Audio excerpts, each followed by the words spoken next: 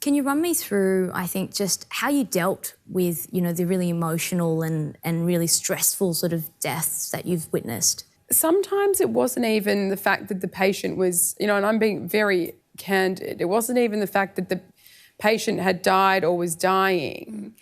It was the fear that I had done something wrong. And I think that's something that a lot of medical students and interns and all doctors feel, is this fear of, have I done something wrong and am I going to be blamed? And then if you realise that no, you haven't, then you can sort of think, okay, I feel, you know, objectively sad that this very sad thing has occurred.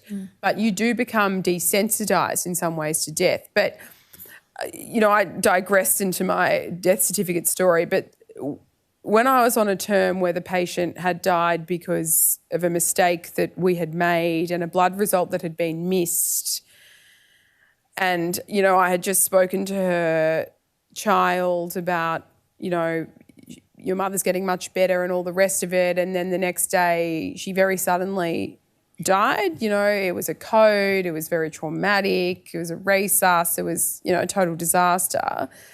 And then, you know, it had to go to an M&M meeting, and no one was blaming me per se, but it was stressful.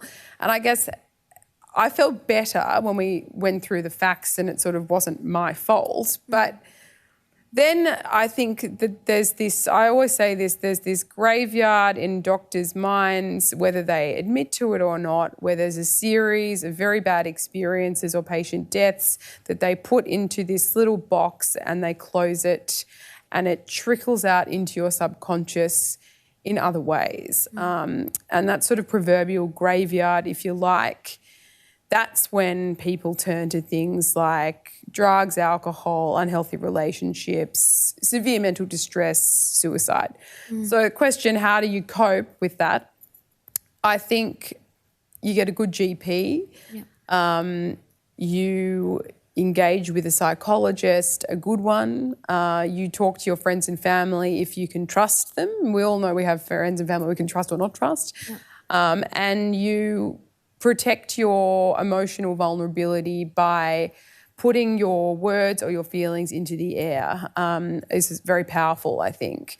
But yeah, it's essential that you have your own GP and if you need psychologist, because like I said, the box in your brain where you have these terrible memories, not everyone's going to sit down and write a book about it.